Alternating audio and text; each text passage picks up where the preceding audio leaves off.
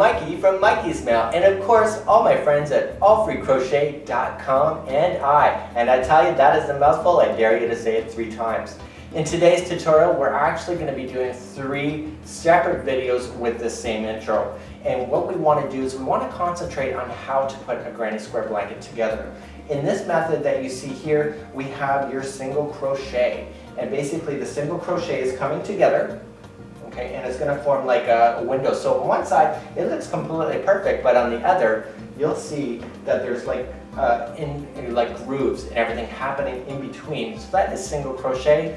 In method number 2, we're going to talk about how to continuously join all your squares together. So when you get to the right diameter, we can just sew it, or we can actually crochet it all together at the same time, so you can keep working like that. And then finally, method number 3, we're actually going to be sewing them together. And I don't really like that method too much, but those are the 3 methods. So let's get started on this tutorial.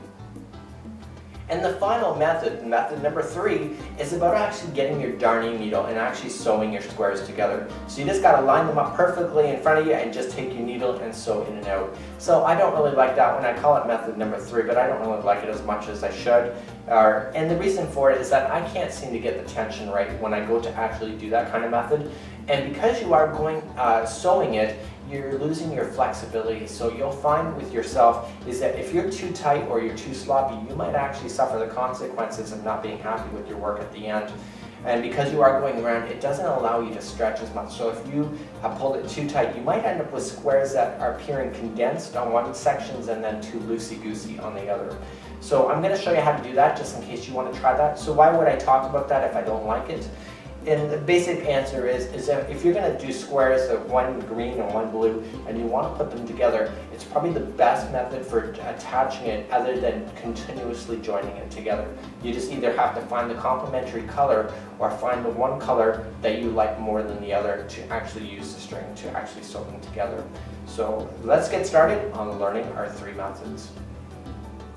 In method number 3, we're actually going to use a needle and actually put these together. And we know that the samples that we were doing on method number 1 and 2, that they're actually the same size. The disadvantage with doing this kind of idea is what if you don't do your string a long enough size? It's actually quite a pain. But what I recommend anyway is that just on the end, away from the needle, just tie a slip knot and just let it hold. And what we're going to use that slip knot is to hold the front of it when we go to do it. So let's get your needle all ready, and this is kind of like a material needle, so it's made for this big stuff to go through. So you're just going to use actually one string, but you're going to pull it a little bit longer so that you don't have to pull as far. So you have to choose what side are you going to want to do, and basically again, just like the other stuff, you want to match your stitches together. So I'm going to go into the very gap on this one, going into the gap over here, like so, and put your needle through and pull your material, but don't pull it all the way through. See the slip knot? Isn't that fabulous? We just want to throw that on, and we want to pull the slip knot tight. So there you go. So that's a great way of doing it. So now what we want to do is match your stitches to stitches. So your first stitch on this side, first stitch on the other, and basically just bring your needle back around and just continue to go all the way down it, matching stitch for stitch. What I find difficult about this is sometimes when you go to pull it, it might actually be not sitting directly over the top. So I find you have to get yourself into a rhythm. Maybe move your string over manually. I'm going into the next one. Next. So just move it over so that it's pulling, so that you know when this goes to go tight, that it's directly over top. Now when you get to the gap, there is only one. You chained one, so only have to worry about doing one there. And again, just matching stitch to stitch. The disadvantages, I talked about this before, is the lack of elasticity. And you can see I'm not reefing on it. I have a little bit of experience that when I reefed on other stuff, and by reefing I mean pulling too tight, is that it really shows up when you pull too tight. Your material is not as flexible. So I'm pulling it snug, but I'm not over tightening it. So you just want to keep working down the middle, or sorry, down your seam, matching stitch to stitch. And we'll keep going. I'll fast forward the video until where we're going to jump over the next section. So we're about to attach the seam lines together, and you will get this when you're working across this.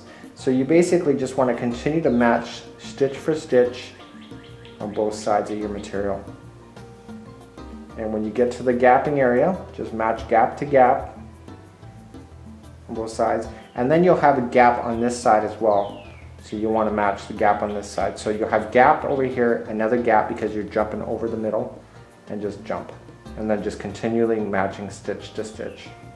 So it's not a bad idea, but if you cut this string way too long, you're going to end up with a string that is only partially done all the way across. So if you're going to do this kind of method, make sure you plan ahead on how much string you're going to need in advance so you don't have any cut strings in the middle of your project. Worst thing you're going to have, if you do cut a string and it somehow gets loose, you might actually have half your blanket fall apart right in the middle of your project instead of as predictable as on the sides.